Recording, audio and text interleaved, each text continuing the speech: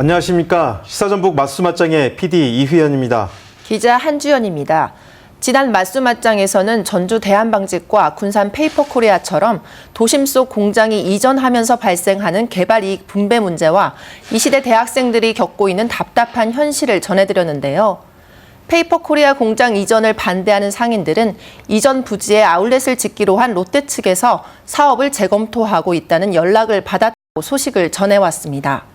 그런가 하면 그동안 악취와 소음으로 고통받으며 공장 이전을 요구했던 일부 주민들은 방송 이후 페이퍼코리아 이전이 차질을 빚지 않을까 우려된다는 의견을 전해오기도 했습니다. 대한방직 전주공장 매각 추진과 관련해서는 더 이상 미룰 수 없는 문제라며 전주시가 적극적으로 나서야 한다는 의견을 주신 시청자분들이 꽤 많았는데요. 김승수 전주시장은 시의회 임시회에서 공장이 환경에 문제가 되지 않는 한 일자리 유지와 녹지 공간 보호를 위해 그대로 두는 것도 괜찮다는 입장을 밝혀 주목을 끌었습니다. 이 시대 대학생들의 현실을 보신 시청자들께서도 의견 주셨습니다. 극심한 취업난과 불안한 미래 때문에 고통받는 젊은이들이 안타까웠다는 의견이 많았습니다. 더불어 이들이 처한 문제를 해결하기 위해서는 사회 구조적인 변화, 정부의 현실적인 지원 정책이 뒤따라야 한다는 의견도 보내주셨습니다. 네, 저희 맞수맞장에서는 방송을 보고 느낀 소감과 주변에서 접하는 부조리와 불편 사항을 전화와 인터넷 홈페이지를 통해 받고 있습니다. 여러분의 많은 관심과 조언 바랍니다.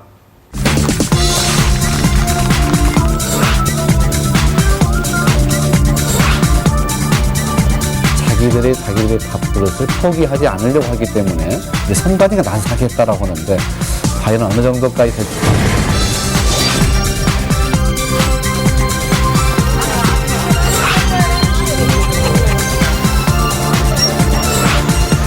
남북한이 날리는 표정이가 즐겁지.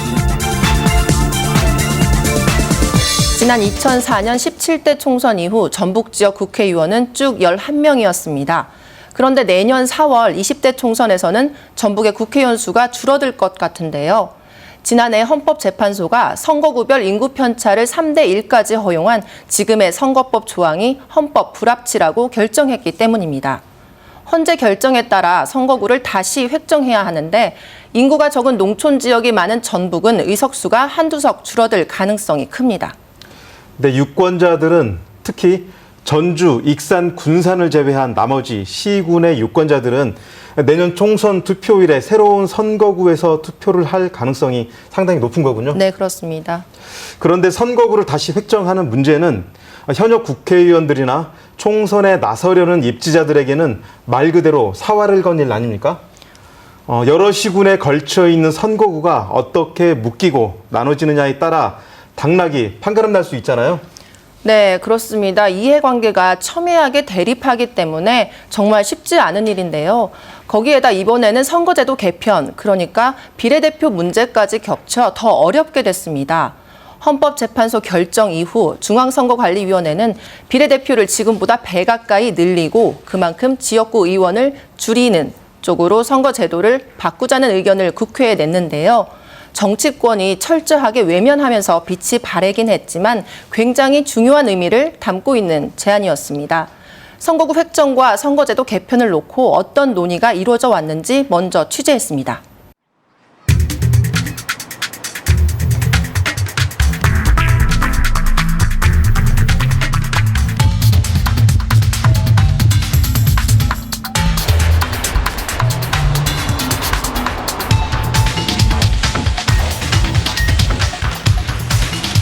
투표가치 평등이 국회의원의 지역 대표성보다 우선시 되어야 한다는 취지입니다.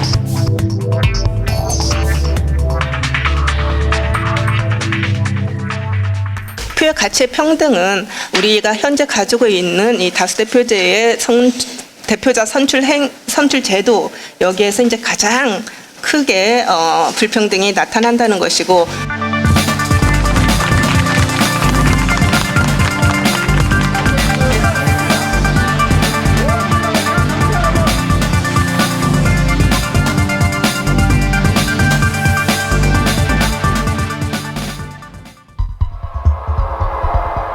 지난 2012년 4월 전북에서는 11명의 국회의원이 선출됐습니다.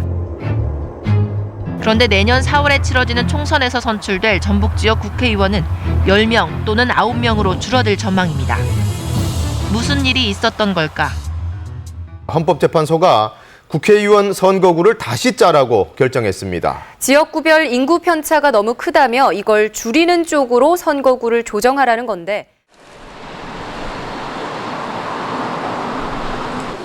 지난해 10월 헌법재판소 국회의원 선거구별 인구 편차를 3대1까지 그러니까 인구가 가장 많은 선거구와 가장 적은 선거구의 차이를 3배까지 허용한 현 선거법 조항에 대해 헌법 불합치 결정을 내렸습니다. 투표 가치의 평등은 국민 주권주의의 출발점으로 국회의원의 지역 대표성보다 우선해야 한다는 취지였습니다.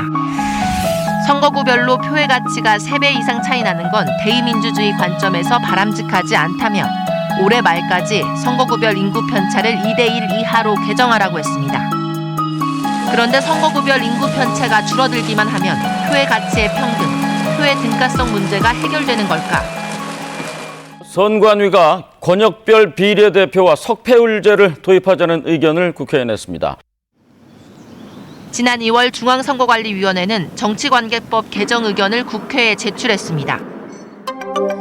현 의원 정수인 300명을 유지하면서 전국을 6개 권역으로 나눠 권역별 정당 득표율에 따라 의석을 나누자는 내용입니다.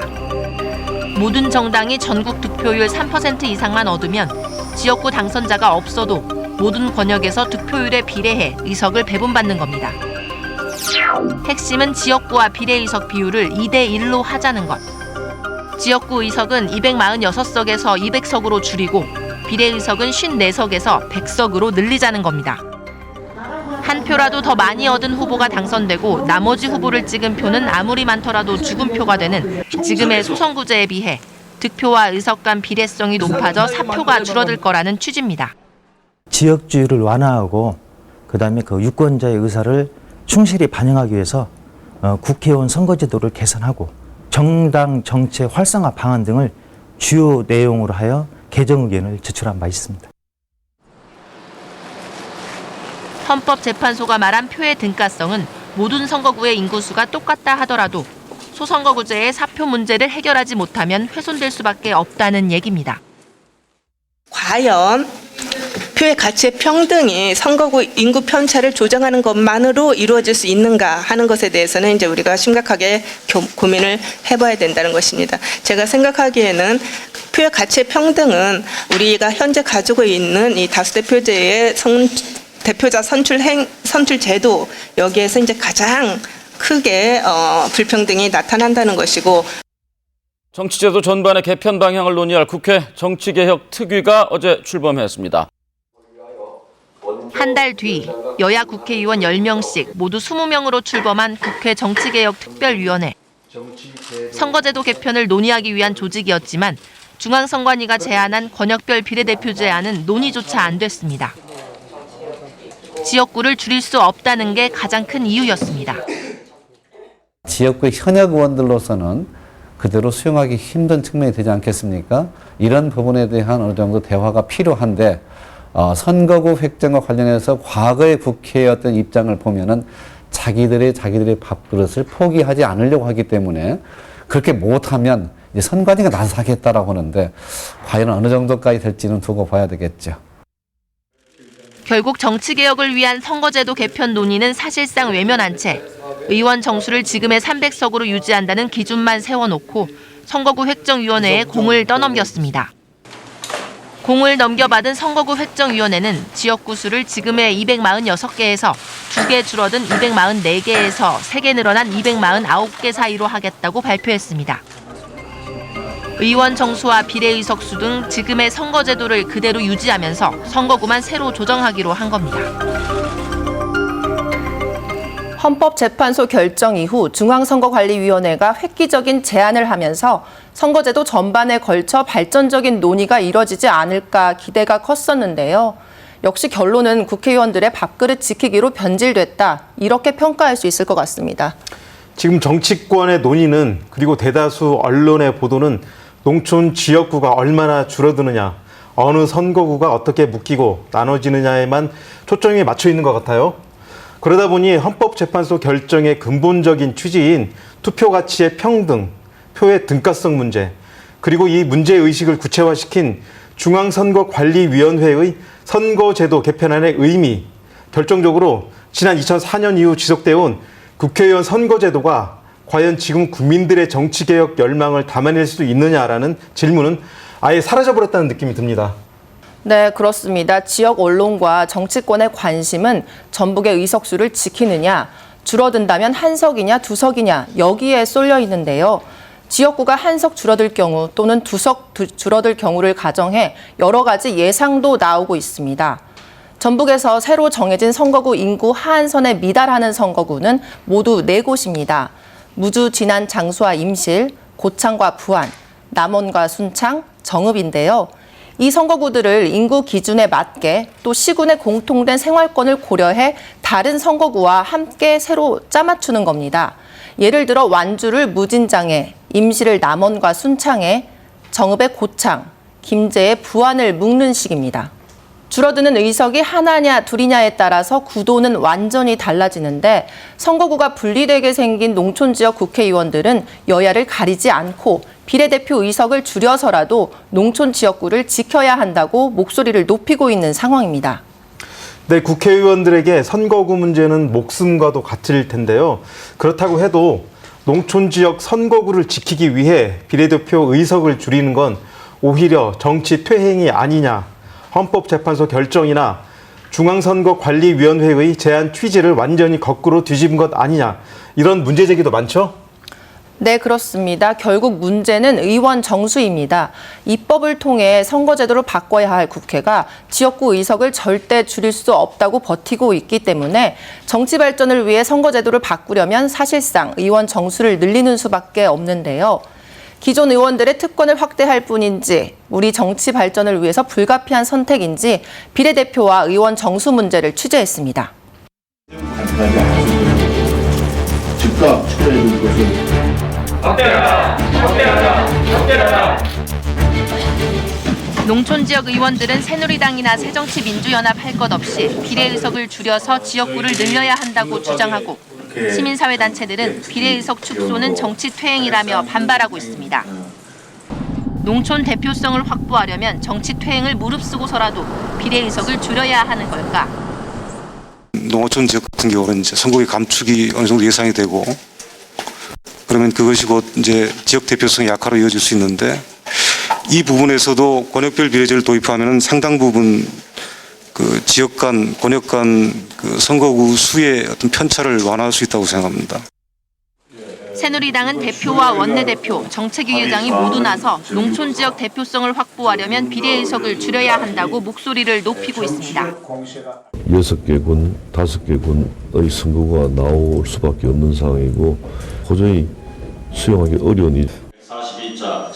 새정치민주연합은 중앙선거관리위원회의 안과 비슷한 권역별 비례대표제를 도입하면 농촌 지역 대표성 문제도 풀 수 있다고 주장하고 있지만 별로 힘이 실려 있지는 않습니다. 그동안 서울 권역에서 운영되어 온 그 비례대표를 권역별로 운영함으로써 그런 문제를 보완할 수 있다고 생각합니다.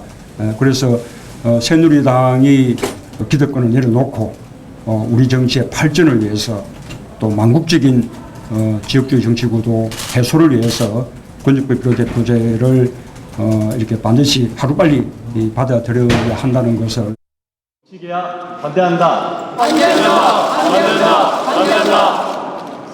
정의당은 비례대표 축소에 반대하며 득표와 의석 간 비례성을 높이기 위해 권역별 비례대표제를 도입해야 한다고 주장하고 있습니다. 비례대표가 확대되는 것은 다양한 정치 세력들이 늘어나는 제도거든요. 독일 같은 경우에도 거기는 비례대표가 더 많거나 아니면 반반인 상황에서 권역별 비례대표를 실시하고 있습니다. 비례의석과 관련해 중앙선거관리위원회와 새정치민주연합의 안은 흔히 독일식, 연동형이고 선거제도개혁 국민자문위원회와 새누리당 일부 의원들의 안은 일본식, 병립형으로 분류됩니다. 독일식 권역별 비례대표제는 전국을 여러 권역으로 나눠 정당 득표율에 따라 의석수를 배정한 뒤 지역구 당선자로 먼저 채우고 나머지 의석을 비례대표로 채우는 방식입니다. 사표가 거의 없어 표의 등가성, 투표 가치의 평등 문제를 해결하는 데 가장 좋은 방법이지만 현 지역구 의석을 줄이든지 지역구 의석을 유지하고 의원 정수를 늘리든지 선거제도의 근본적인 개편이 필요합니다. 일본식 권역별 비례대표제는 지금처럼 유권자 한 사람이 두 표를 행사해 지역구는 지역구대로, 비례는 비례대로 따로 선출하는 방식인데 비례대표 단위를 전국이 아닌 권역별로 나눈다는 게 지금과 다릅니다. 선거제도에 큰 변화 없이도 도입이 가능하지만 표의 등가성 문제 해결에는 별 도움이 안 됩니다. 학계나 시민단체에서는 독일식 권역별 비례대표제를 더 선호합니다. 한국선거학회와 정당학회 소속 정치학자들을 대상으로 한 온라인 의견조사에서 10명 중 8명은 비례의석 비율을 지금보다 더 높여야 한다고 답했습니다. 최소한 지역과 비례대표 의석이 2대1 정도가 되어야 되겠다는 거죠. 비례대표가 100석 이상은 돼야 권역별 비례대표가 의미가 있습니다. 호남 같은 경우에는 그래야 신생정당이 10% 정도를 얻어서 의석을 하나 얻을 수 있고요. 경기도 같은 경우는 3% 정도를 획득하면 의석을 하나 얻을 수 있는. 문제는 의원 정수입니다. 지역구 수를 줄이는 게 현실적으로 어려운 상황에서 비례의석 비율을 높이려면 의원 정수를 늘리는 수밖에 없습니다.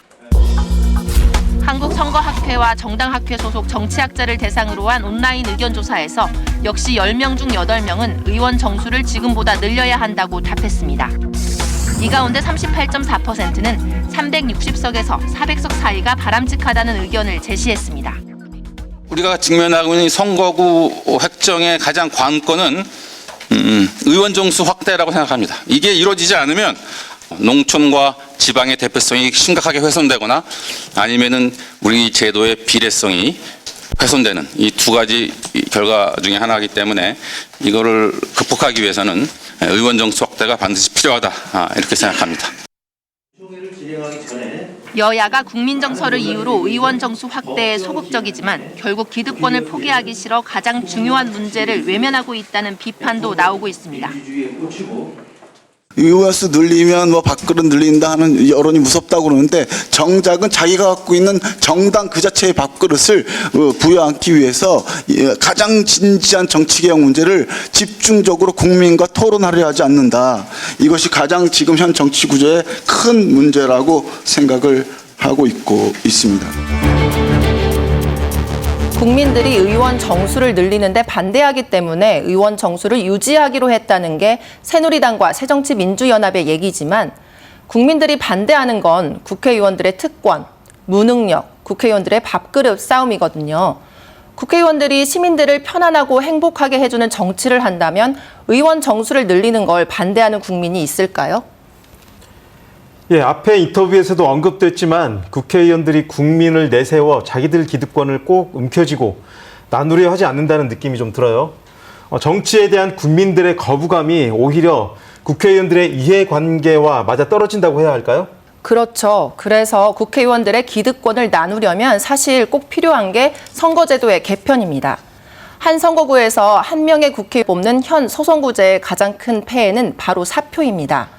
지난 19대 총선에서도 사표 비율이 46.4%에 달했는데요. 그러니까 유권자들이 찍은 2표 가운데 1표는 19대 국회 구성에 전혀 반영되지 않았다는 얘기입니다. 새누리당은 영남에서 54.7%의 득표로 94%의 의석을 차지했고요. 새정치민주연합은 호남에서 53.1%의 득표로 의석수의 83.3%를 차지했는데요. 득표율과 의석수의 차이만큼 유권자들의 의사가 왜곡됐다고 볼 수 있는 거죠. 선거구 획정안 마련을 위한 공청회 때 한 교수가 우리 국민이 선거제도를 정당 의석수 확보 수단에 불과하다는 잘못된 인식을 가지게 되면서 모든 정치 논의로부터 괴리됐고 정치권이 이를 더 고착화시키는 악순환에 갇혔다고 지적했는데요. 정치가 국민을 정치와 무관한 존재로 만들어버리는 이상한 구조가 된 셈입니다. 이렇게 된 데에는 정치권의 책임이 클 텐데요.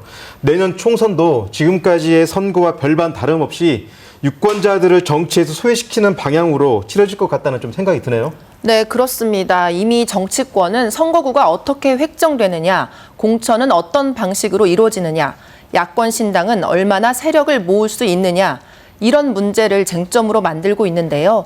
내년 총선을 앞둔 정치권 움직임 취재했습니다. 기존의 오픈 프라이머리를 여러 가지 변형돼서, 그러니까 이게 상황이 바뀐 거니까 지금, 그러니까 여기에 맞춰서 우리가 그런 국민 공천제를 살려나갈 수 있는 새로운 그 제3의 길을 모색해야 된다. 국민이 아무런 변화가 없다고 판단하시면 그러면 혁신은 실패했다고 말씀드릴 수 있겠죠. 국민과 함께 정치혁명을 시작하겠습니다. 한국 정치를 전면 재구성할 개혁적 국민정당의 창당을 제안합니다.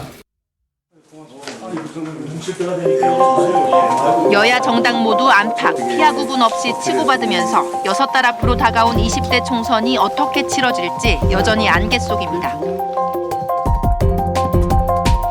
전북 지역 현역 국회의원 11명은 모두 새정치민주연합 소속. 새정치민주연합 혁신위원회가 현역 의원 하위 20%는 공천에서 배제하기로 하자 현역 의원들은 일제히 평가 주체와 방식에 불만을 나타냈습니다. 평가 결과를 공표를 해서 선거인단 유권자들이 참고하게 해가야지, 그걸 어떤 당의 지도부가 평가 결과를 토대로 강제 탈락시키는 것은 반민주적이고 또 위험한 장난으로 연결될 수 있는 소지가 있기 때문에 그건 반드시 폐지해야 한다. 옛날에는 그 평가 기준이 당대표한테 좌우됐잖아요. 지금은 시대가 그런 시대가 아니고 국민에 의해서 평가를 받는 그런 시대로 가는 것이 민주주의고, 저는 그렇게 돼야 된다고 생각을 하죠. 현역에 도전하는 입지자 대부분은 현역 의원에 대한 평가는 인정하면서도 현역 의원이 배제되는 지역구에서 전략 공천이 이루어질 가능성이 높은 점을 문제로 꼽고 있습니다. 준비를 쭉 해온 사람들 입장에서 보면 전략 공천을 그냥 중앙에서 간다고 봤을 때는 상당히 좀 납득하기가 좀 어려운 부분이 좀 있죠. 민주주의자 김근태를 배출한 우리 당은 또 혁신위원회 공천혁신안이 중앙위원회를 통과했다지만 새정치민주연합 내부의 힘겨루기가 최종 공천 방식 결정을 둘러싸고 또다시 폭발할 수 있습니다. 여기에 무소속 천정배 의원의 개혁적 국민정당 창당 공식 선언, 정동영 전 장관의 선택, 정의당과 다른 진보 세력들의 통합 문제도 총선 구도를 더 짙은 안개 속으로 몰아가고 있습니다. 새누리당도 한치 앞을 모르기는 마찬가지입니다. 김무성 대표가 정치 생명을 걸다시피 했던 오픈 프라이머리, 완전 국민 경선제는 청와대뿐만 아니라 당 내부에서조차 반대하는 목소리가 늘어나고 있습니다. 차기 대선 후보 문제와 맞물려 내부 갈등이 불가피한 상황입니다. 새누리당 전북도당은 모든 지역구에 후보를 내는 걸 목표로 하고 있지만 중진 의원 출마설 등에 대해서는 선을 긋고 있습니다. 인물난이라고 하는 것은 중앙에서 뭐 어떤 인물이 오나 새로운 인물의 영입이나 이런 이야기가 매번 있습니다. 진정한 새로움이라고 하는 것은 정책 능력에 대해서 새롭게 개발하는 것이지 누군가의 새로운 사람을 데리고 오는 것은 아니죠. 안개 속 이 한 단어로 6달 앞으로 다가온 전북의 총선 구도를 정리할 수 있을 것 같습니다. 선거구 획정, 공천 과정에서의 반발, 신당의 파괴력, 다들 작지 않은 파문을 일으킬 수 있는 요인들이라고 할 수 있습니다. 근데 저는 현실 정치가 안개 속에 갇히면서 우리 정치의 근본 문제, 시민들을 행복하고 편안하게 하려면 정치가 무엇을 해야 하는지, 선거제도는 어떻게 바뀌어야 하는지에 대한 질문도 더 짙은 안개 속으로 갇혀버렸다는 느낌이 좀 듭니다. 네, 맞습니다. 저는 이제 우리 정치도 더 길게, 더 크게 봤으면 하는 생각이 있습니다. 정치는 절대선이 없다고들 하죠. 협의와 타협이 무엇보다 중요한데요. 우리 선거제도에 문제가 있다고 공감한다면 총선을 앞두고 반짝 논의하고 말 게 아니라 중장기적인 관점을 가지고 접근할 필요가 있습니다. 총선은 4년마다 치러지지만 선거제도 개편은 우리 정치의 근본 틀을 바꾸는 문제이기 때문입니다.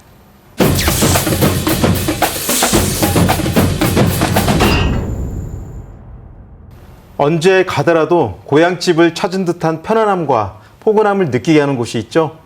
콩나물을 사더라도 한 줌 더 주는 인심은 물론이고 저렴한 가격까지 겸비한 곳, 바로 전통시장입니다. 저도 전통시장 가끔 이용하는데요. 요즘 전통시장 쇼핑 환경이 많이 개선됐잖아요. 거기에다 물건도 좋고 가격도 저렴해서 좋더라고요. 하지만 백화점이나 대형마트가 늘어나면서 북적이던 시장이 많이 한산해진 모습입니다. 예, 이런 침체된 시장 분위기를 다시 살리고자 요즘 전통시장들이 새로운 변화를 시도하고 있는데요. 그중 전주 남부시장은 젊은 상인들을 유입해 청년몰을 조성하고 매주 금토요일에는 야시장을 열어 전국에서 수많은 사람들이 찾아오는 명소가 되었습니다. 전라북도 곳곳에 계신 지역 주민들의 목소리를 담아보는 현장 루포 전북. 그 두 번째 기획으로 이번 주에는 최근 활기를 되찾은 전주 남부시장 그 하루를 담아봤습니다.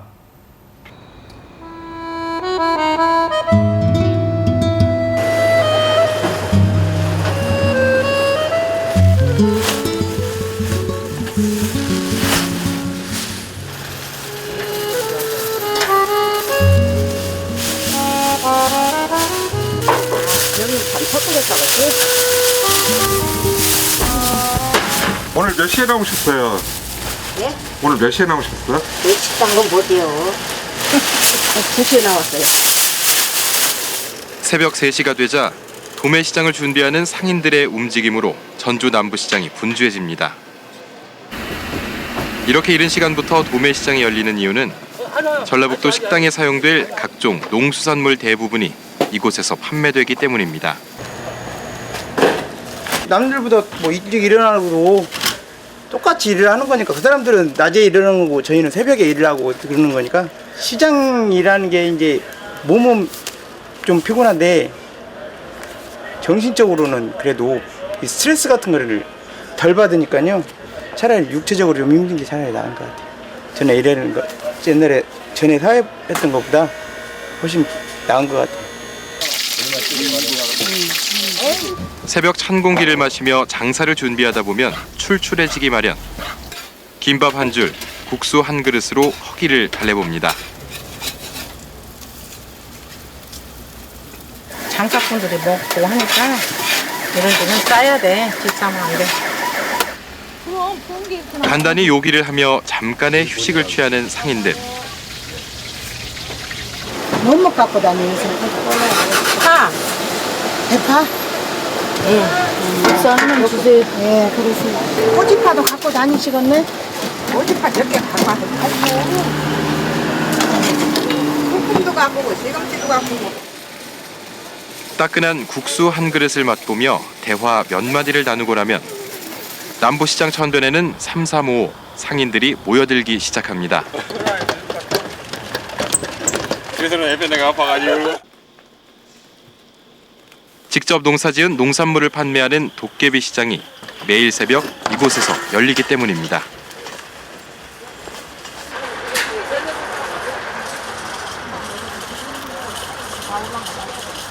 가게라도 하나, 점포라도 하나 큰 놈 얻어갖고 이 장사를 하고 싶은 생각도 있고 그렇지만 그게 대간데 현실적으로 안 벌리는 놈을 어떻게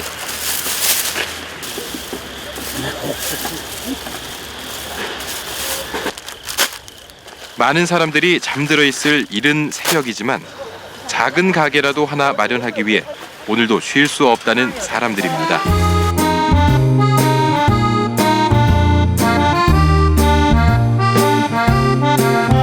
아침 6시가 되자 해가 뜨고 날이 밝았습니다.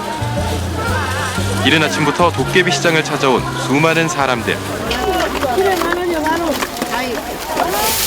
시대 한켠에 숨어있던 전통시장의 모습이 느껴집니다. 우리 건 단이 커요. 일단 보세요. 예, 뿌리도 좋고.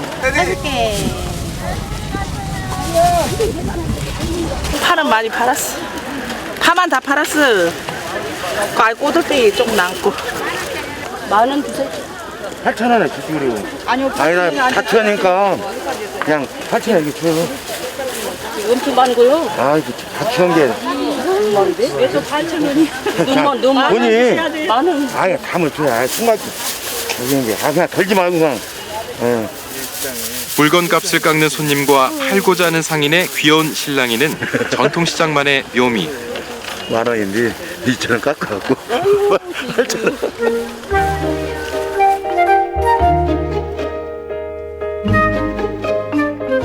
한낮에 가까울 정도로 활기를 띠었던 도매시장과 도깨비시장이 끝나고 나면 얼큰한 콩나물국밥 한 그릇으로 상인과 손님들은 피로를 달랩니다.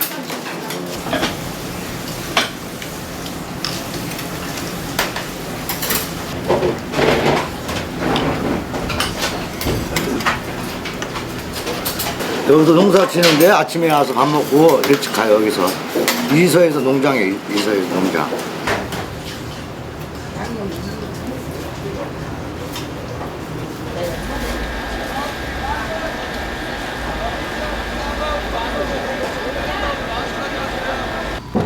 아침 8시 30분 밤새 문을 닫았던 가게들이 하나 둘 문을 열기 시작하고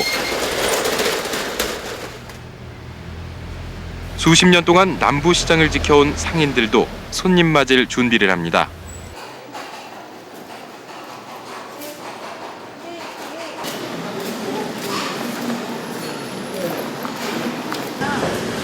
이른 아침부터 단골 손님들도 마시를 나왔습니다.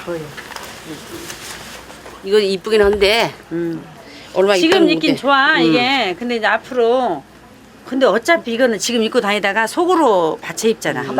괜찮은가? 이뻐. 괜찮아 아가씨 이뻐? 진짜 맞다랐냐? 얼굴 보러도 온다니까. 여기 시내 왔다가도 여기 발길 돌려갖고 여기 들어왔다 가고.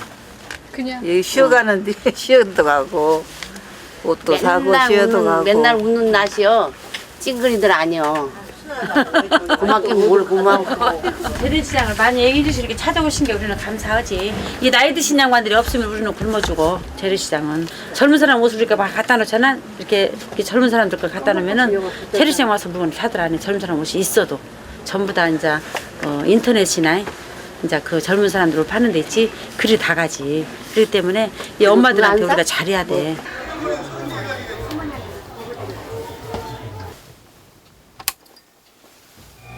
남부시장 구석 한켠 자그마한 한복집에도 불이 켜졌습니다. 나 38년생이야. 돈이 없은 게 해야지.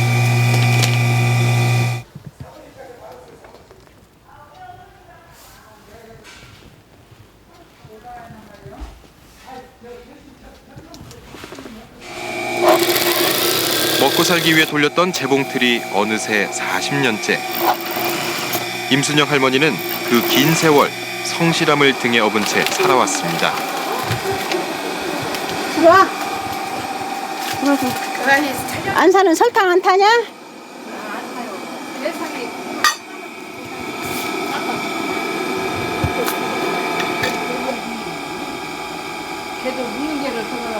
이건 집이네들 건데 비싼 놈 사주어? 응. 집이야. 왜 완전 가봤냐? 안 그래요? 이 시간이 제일 중요한 시간이요. 왜 중요해요? 응? 얼마나 중요한데 행복하고 이 시간이. 내일은 아무도 몰라. 이 시간이 제일 소중한 거예요. 몰라 나는 그렇게 살아.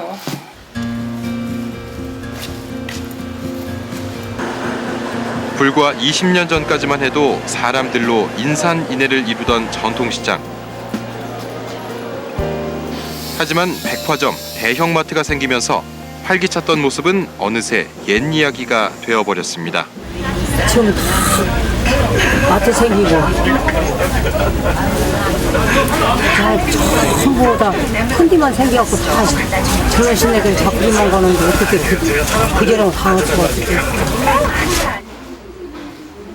더 크고 새로운 것에 밀려 그나마 있던 시장 상인들도 떠나가는 현실. 이런 각박한 상황 속에서도 여전히 자리를 지키는 사람들이 있습니다. 어느 거? 단추가? 단추 다른 걸로 다루면 되잖아. 바느질을 하고 있는 두 사람. 한 땀 한 땀 바늘을 놓는 모습이 꽤 닮았습니다. 우리 어머니가 여러 가지로 많이 도움이 돼. 네, 옛날에는 내가 우리 어머니 시다를 했거든요. 근데 지금은 이제 우리 어머니가 거꾸로 됐어. 뒤바뀌어졌대 우리 어머니가 항상. 세월의 무게를 이길 수는 없는 법. 화려했던 바느질 솜씨는 딸에게 한 수 양보했지만 그 신념만큼은 여전합니다. 이게 우리 어머니하고 이게 지금 나하고 우리 아버지하고 찍은 사진이구만. 근데 우리 어머니, 우리 어머니, 우리 사랑스러운 우리 어머니.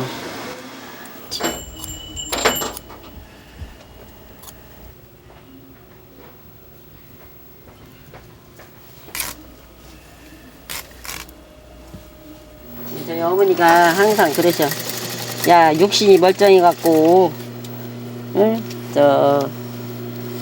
아픈 사람이나 몸을 움직이는 사람이나 하지. 매일 먹고 놀고 그러면 안 된다고. 항상 우리 어머니 명언이야, 명언. 문 안 열 때는 없었지. 항상 건강하시고. 문 안 열면 집에서 전화로 오고 나비가 나는 게.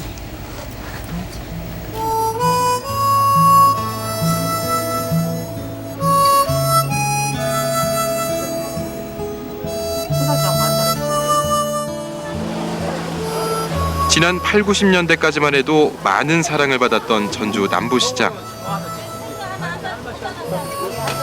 상인들은 몇 푼 안 되는 돈을 모아 가게를 얻었고 자식을 키웠습니다. 그들에게 시장은 단순한 일터 그 이상이었습니다. 나의 삶의 전쟁터라고 남부시장에서 내가 진짜 바쳤어. 내 몸을, 내 일생 몸을. 삶의 활력소를 찾는 곳이죠. 아, 남부시장이 우리 먹고 사는 게 터진 밥그릇이요, 이게.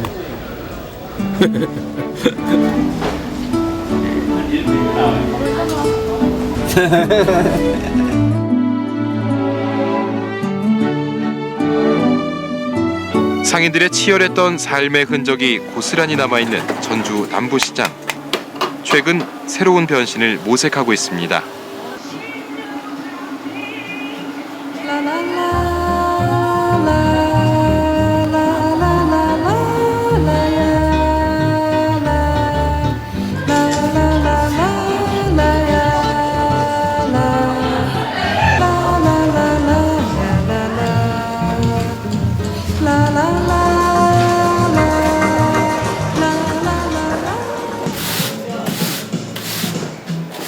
남부시장 2층에 위치한 청년몰.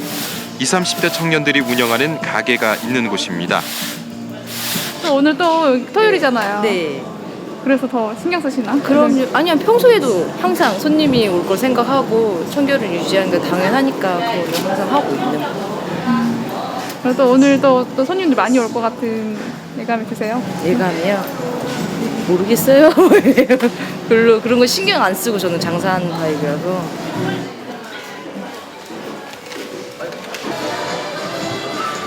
청년몰을 찾는 고객은 주로 젊은 층. 최근에는 타지에서 오는 관광객들의 방문이 끊이질 않고 있습니다.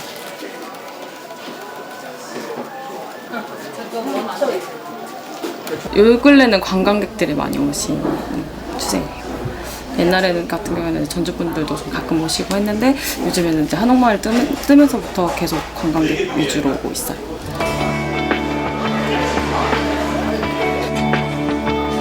지난 2012년 조성된 청년몰. 젊은 사람들에게 창업을 할 수 있는 기회를 주는 것은 물론 세련된 느낌을 통해 많은 사람들이 다시 시장을 찾아오는 계기를 만들어줬습니다. 하지만 인기를 끈 것에 비하면 그들이 올리는 매상은 예상 외입니다. 없어요, 그렇게 생각만큼. 청년 장사꾼들 뭐 다 부자 됐네 그런 허위맹랑한 그런 소문들이 많이 퍼지고 있는데 그렇게 많이 찾는 것도 아니고 사람들이 그냥 아 여기 청년들이 장사하는구나 하고 쓱 보고 가는 게 거의 전부이기 때문에 여기에서 뭐 사람들이 많이 와서 장사가 잘 된다 그런 점은 아니고. 전통시장 활성화의 일환으로 이곳에 둥지를 튼 청년들. 그러나 현실은 녹록지 않아 보입니다. 서서히 해가 저물고 나면 청년몰과 더불어 기존의 시장에서 볼 수 없었던 진 풍경이 펼쳐지기 시작합니다. 지난해부터 매주 금요일, 토요일에 열리기 시작한 야시장입니다. 낮 시간 한옥마을을 찾았던 관광객들이 저녁이 되자 야시장을 방문. 이 때문에 야시장이 열리는 날 남부시장은 많은 인파로 북적입니다. 특히 기존의 전통시장에서는 맛보기 힘들었던 전 세계의 음식들이 판매되다 보니 젊은 관광객들에게 인기가 많습니다. 일단 먹을 게 많아서 좋은 것 같아요. 엄청 싸고 맛있는 거 많아서 지금 뭐 먹을지 모르겠어요. 한산했던 거리가 야시장으로 인해 발 디딜 틈조차 없는 거리로 바뀌었습니다.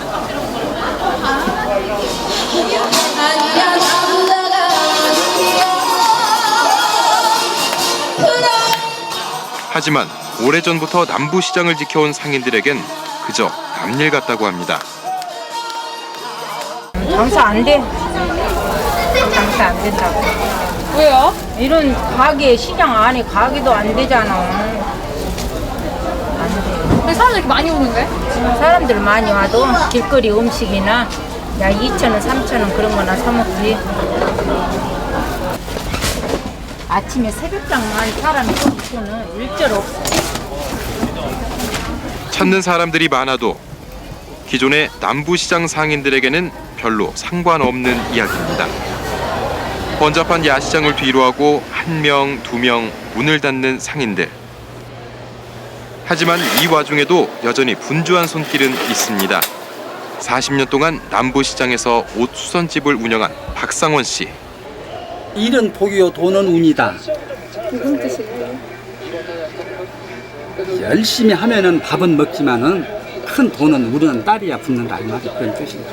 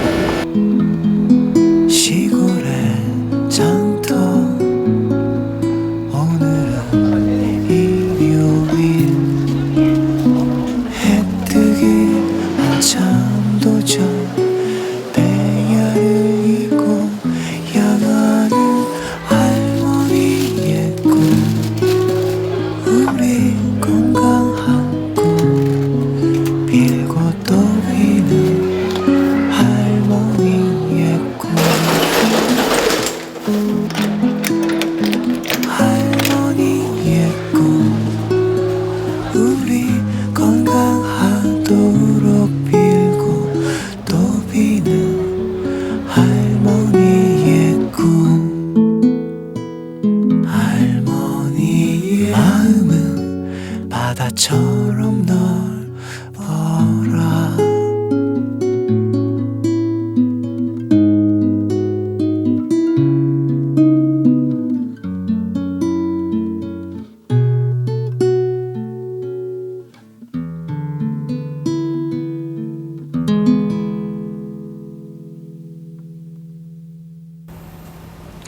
전주시에 따르면 올해 1월부터 6월까지 주말에만 평균 10,000여 명이 남부시장을 찾았다고 합니다. 이는 불과 1년 전에 비하면 2배 이상 증가한 수치인데요. 방문객 수만 보자면 전주 남부시장은 지난 1990년대 말 전주에 대형마트가 생긴 이후 최고의 호황을 누리고 있는 셈입니다. 저도 최근에 아이들을 데리고 야시장에 한번 가봤거든요. 사람이 정말 많더라고요. 남부시장이 한옥마을에 이어 전주의 신흥 명소라고 해도 과언이 아닐 것 같습니다. 예, 전주 남부시장이 활기를 되찾은 데에는 야시장의 역할도 컸지만 남부시장을 수십 년간 지켜온 상인들의 꾸준한 노력과 전통시장의 활기를 불어넣은 청년몰도 큰 몫을 했다고 할 수 있습니다. 그 덕에 60, 70대가 대부분이던 남부시장의 고객 연령대가 20, 30대로 크게 낮아지는 효과도 얻을 수 있었습니다. 네, 이처럼 긍정적인 측면도 있지만 한편으로는 아쉬운 점도 있는 것 같아요. 예, 남부시장에 새로 진출한 야시장 상인들이나 SNS 상에서 이름난 몇몇 식당만 호황을 누리는 이른바 빈익빈, 부익부 현상이 벌어지고 있는 것도 전주 남부시장의 엄연한 현실인데요. 이외에도 수많은 관광객들로 시장이 번잡해져 주 고객층이었던 60, 70대 노인들의 발길이 끊기는가 하면 관광객들이 무분별하게 버리고 간 쓰레기들 때문에 상인들의 스트레스가 오히려 늘고 있다고 합니다. 단순히 방문객 수치에 박수칠 일이 아니라 오랜 시간 남부시장을 지켜온 상인들, 그리고 야시장과 청년몰 구성원들이 머리를 맞대고 함께 가는 길이 무엇인지 고민해 봐야 합니다. 그래야만 방문객과 매출 증가라는 두 마리 토끼를 모두 잡게 되고, 이것은 곧 전통시장 활성화라는 궁극적인 목표에 부합하는 일이 될 것입니다.